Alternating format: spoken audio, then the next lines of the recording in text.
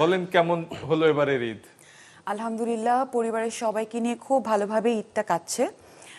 যেটা হয় যে ঈদের দিন তো আসলে শুরুটা হয় একদম রান্না বান্না দিয়ে, মানে মেয়েদের যেটা হয়।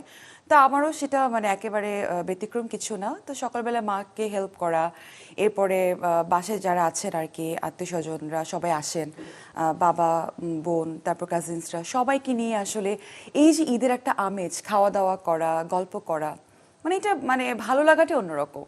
বাহ। আর শিপনদা?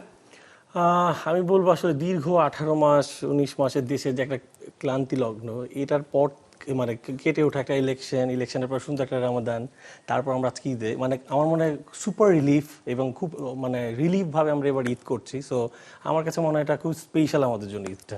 আমি একটু যুক্ত করি, আমাদের এই ঈদ উপলক্ষে এক অনুষ্ঠানে আমাদের এক সেলিব্রিটি সিঙ্গার ছিলেন। উনি বলছিলেন যে 18 মাস তাদের উপর দিয়ে যে কি গেছে, কি আতঙ্ক, সংশয়, এই যে যারা আমরা গান বাজনা বা দেশের মিডিয়া নিয়ে কাজ করি, দেশের সংস্কৃতি তাকে তুলে ধরি, বা আপনারা যারা তুলে ধরেন নাম করা সেলিব্রিটি, এরা খুব সংশয়ের মধ্যে ছিল যে আসলে কি হবে পরবর্তী। তো যাই হোক, নতুনভাবে আবার নতুন সরকার এসছে, নির্বাচন হয়েছে। সে উনি যার কথা বলছিলাম তিনি কিন্তু এবার প্রথম ভোট দিয়েছেন। আচ্ছা আচ্ছা, বাহ। হ্যাঁ, তো বললো যাকে ভোট দিয়েছি তারাই এসছে, এই জন্য একটু নিশ্চিন্ত আমরা, আশা করি আমরা আবার নতুন করে গান বাজনা করব।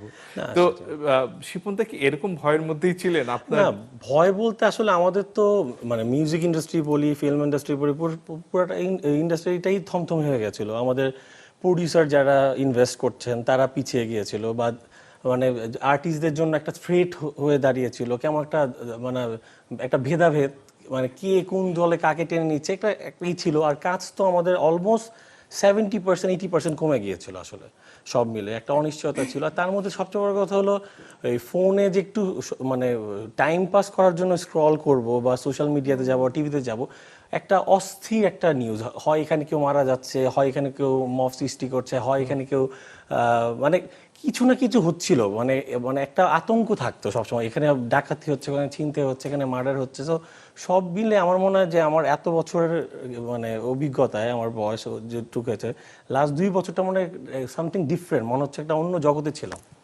তারপরে যে যেটি বললেন মব, এটা যে কি আতঙ্ক তৈরি করেছিল মানে সাধারণ মানুষের মধ্যে। কেউ মানে কেউ কাউকে টার্গেট করলেই একটা অপবাদ দিয়ে মব। আর আসলে আমরা তো এই প্র্যাকটিসটাতে ইউজ টু না আসলে। না, রাইট। আসলে আমরা শিল্পীরা মানে আমাদের কাজ তো হচ্ছে জনগণ বা সবাইকে বিনোদন দেওয়া। তো এই জায়গাটাতে যখন দেশের কোনো একটা ঝামেলা বা আমরা যখন অনেক রকমের বিপদগ্রস্ত হই, তখন কিন্তু আমাদের সবচেয়ে এই সেক্টরে আমরা যারা আছি আমরা কিন্তু মানে সব দিক থেকে আমাদের ক্ষতিটা হয়। দেখা যায় যে কিছুদিন আগে তো আমাদের উইন্টার সিজন গেল। তো উইন্টার মানে হচ্ছে আমাদের কাজের মানে স্পেশালি আমরা যারা সিঙ্গাররা যারা আছি, তো আমাদের কিন্তু কাজের ব্যস্ততা এই সময়টাই আমাদের বেড়ে যায়, এবং আমরা সারা বছর কিন্তু এই সময়টার জন্য আমরা অপেক্ষা করে বসে থাকি। তো সেই হিসেবে তো একটু তুলনামূলকভাবে কাজটা কমই ছিল। তবে যেটা আমি সবসময় বিশ্বাস করি যে অন্ধকারের পর তো আলো আসবেই। তো আলো চলে এসেছে, এখন আমরা আবার কাজে ফিরতে চাই, আবার কাজ করতে চাই, এই তো ভালো থাকতে চাই।